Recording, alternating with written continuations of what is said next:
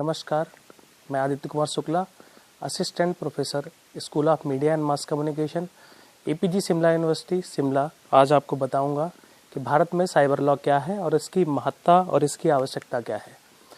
Computer at risk 1991 is a report of National Research Council USA said that the modern thief can steal more with a computer than with a gun. Tomorrow's terrorist may be able to do more damage with a keyboard than with a bomb. So you can understand the need of cyber law. Now, what is the need of cyber law? Internet has dramatically changed our life. We all know that we are living in an era of internet society.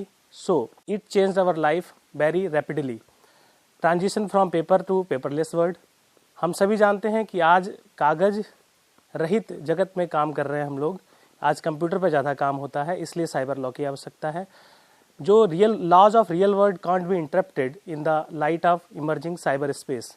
जो हमारे real world के laws थे वो cyber space के साथ deal नहीं कर सकते थे, इसलिए हमें साइबर लॉ की आवश्यकता पड़ी। Internet requires an enabling and supportive legal infrastructure to tune with the time. जो भी है इंटरनेट जो है उसको भी आवश्यकता है टाइम के साथ ट्यून करने के लिए, उसके लिए एक सपोर्टिव लीगल इंफ्रास्ट्रक्चर की भी आवश्यकता है, इसलिए साइबर लॉ की ज़रूरत हमें है। साइबर लॉ है क्या? Cyber law is a law governing the cyber space. अब हम जानें कि साइबर स्पेस किसे कहते हैं। Cyber space includes computers, networks, softwares, data storage devices such as hard disk, USB disk, the internet, website, email, even electronic devices such as cell phones, ATM machines. आज हम सभी इनमें से किन्हीं ना किन्हीं चीज़ों का कहीं ना कहीं उपयोग जरूर कर रहे हैं, इसलिए वो ऐसा लॉ जो इस स्पेस के साथ डील करता है उसको साइबर लॉ कहते हैं। Cyber law deals with cyber crimes, electronic and digital signatures, intellectual properties, data protection and privacy. Now come to cyber crime. What is cyber crime? Cyber crime, any crime with the help of computer and telecommunication technology. We are living in the era of telecommunication technology, so any crime with the help of computer technology and telecommunication technology is called cyber crime. And any crime where either the computer is used as an object or a subject. और ऐसा कोई भी crime जहाँ computer को एक subject या object के रूप में यूज किया जाता है वो साइबर क्राइम है। साइबर क्राइम को हम 3 भागों में विभक्त कर सकते हैं। पहला, साइबर क्राइम अगेंस्ट पर्सन, किसी व्यक्ति के खिलाफ कोई क्राइम, साइबर स्पेस से किया गया क्राइम। किसी cyber crime against property, property के खिलाफ कंप्यूटर से किया गया crime. Cyber crime against government, हमारी जो सरकारें हैं उनके खिलाफ किसी भी कंप्यूटर को एज अ सब्जेक्ट और ऑब्जेक्ट यूज करते हुए किया गया साइबर क्राइम। नज़र डालते हैं स्टैटिस्टिक्स पर कि डाटा कैसे बढ़ रहा है। 2008 में एनसीआरबी ने रिकॉर्ड किया कि साइबर क्राइम के 267 केसेस उनके यहाँ दर्ज हुए। इसके बाद ये डाटा 2012 में 2213 केसेस पहुंच गया। इसका मतलब है cyber crime day by day बढ़ रहा है। तो इन क्राइम्स को डील करने के लिए हमें साइबर लॉ की जरूरत पड़ी। इसीलिए भारत में आईटी एक्ट लाया गया। आईटी एक्ट 2000 नाम से इसको जाना जाता है, जिसे हम the information and technology act 2000 कहते हैं। ये फोर्स में आया 17 अक्टूबर 2000 को। तो इसका प्राइमरी पर्पज क्या था कि जो इलेक्ट्रॉनिक कॉमर्स है, जो भी इलेक्ट्रॉनिक ट्रांजैक्शंस हैं, जो भी इलेक्ट्रॉनिक डाटा है, जो भी गवर्नमेंट का है या बैंक्स का है, इन सबको एक लीगल रिकॉग्निशन प्रदान किया जाए, ये इसका प्राइमरी पर्पस था। इस एक्ट को 94 सेक्शंस और 13 चैप्टर्स में डिवाइड किया गया। इसके मेन ऑब्जेक्टिव्स क्या क्या थे? To provide legal recognition for transaction. जैसे हम एटीएम से कोई भी पैसा निकालते हैं, कुछ भी हम ट्रांजैक्शन करते हैं, उसको लीगल रिकॉग्निशन प्रदान करने के लिए आईटी एक्ट 2000 लाया गया। To facilitate electronic filing and document with the government agencies.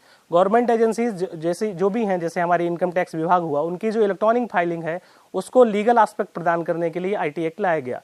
और इसके साथ साथ Indian penal code, the Indian evidence act 1872, the bankers act, the bankers book evidence act 1891 and the reserve bank of India act 1934 को amend करने के लिए भी IT act 2000 लाया गया। Aim to provide the legal frame to all electronic records.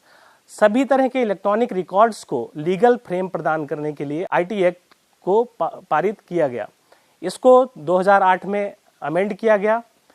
इसलिए इसको IT act amendment act 2008 बोलते हैं, जिसको 23 दिसंबर 2008 को पारित किया गया। इसके बाद इसको 5 फरवरी 2009 को प्रेसिडेंट ऑफ इंडिया का सिग्नेचर हासिल हुआ और इसको हम आईटी एक्ट 2008 को हम आईटी एक्ट 2009 के नाम से भी जानते हैं। आईटी एक्ट 2008 जो है वो न्यू वर्जन है आईटी एक्ट 2000 का, जो इंफॉर्मेशन सिक्योरिटी को एडिशनल फोकस प्रदान करता है।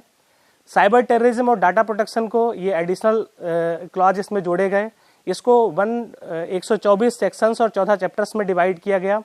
इसके जो आईटी एक्ट 2000 के कुछ शेड्यूल्स थे, शेड्यूल 1 और 2 को रिप्लेस कर दिया गया और शेड्यूल 3 और 4 को डिलीट कर दिया गया। Now we come to know what is the importance of cyber law in our society. We are living in a highly digitalized world. हम एक हाईली डिजिटलाइज्ड वर्ल्ड में निवास करते हैं। जैसे हर किसी के हाथ में मोबाइल है, हर कोई कंप्यूटर यूज करता है, तो कंप्यूटर लिटरेसी जैसे जैसे बढ़ रही है वैसे वैसे साइबर क्राइम का रेट भी बढ़ रहा है। तो इस चीज़ को, क्राइम को कंट्रोल करने के लिए, साइबर क्राइम को कंट्रोल करने के लिए हमें लॉ की ज़रूरत है। इसलिए हमारे समाज में साइबर लॉ की महत्ता है। All companies depend upon their computer networks and keep their valuable data in electronic form.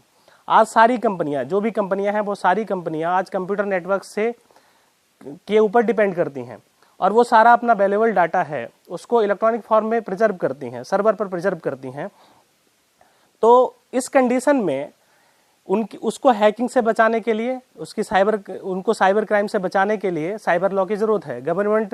Government forms including income tax return, company law forms, ETC are now filled in electronic form. Government companies के जो भी forms हैं, जैसे company law का form है, income tax return का form है, ये सारा आजकल इलेक्ट्रॉनिक फॉर्म में हम कंप्यूटर के द्वारा भरते हैं। तो ये जो डाटा है, इस रिकॉर्ड को प्रोटेक्शन प्रदान करने के लिए साइबर लॉ की आवश्यकता है।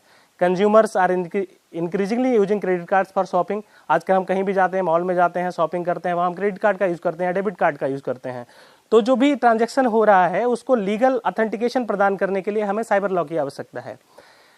जो आजकल हर कोई ईमेल यूज कर रहा है, सेलफोन यूज कर रहा है, SMS message for communication use कर रहा है, तो इनके द्वारा जो भी क्राइम हो, ईमेल के द्वारा, सेलफोन्स के द्वारा, SMS के द्वारा, आप सब जानते हैं MMS के द्वारा बहुत सारे क्राइम्स होते हैं। तो इन सब चीज़ों को डील करने के लिए साइबर लॉ की आवश्यकता है।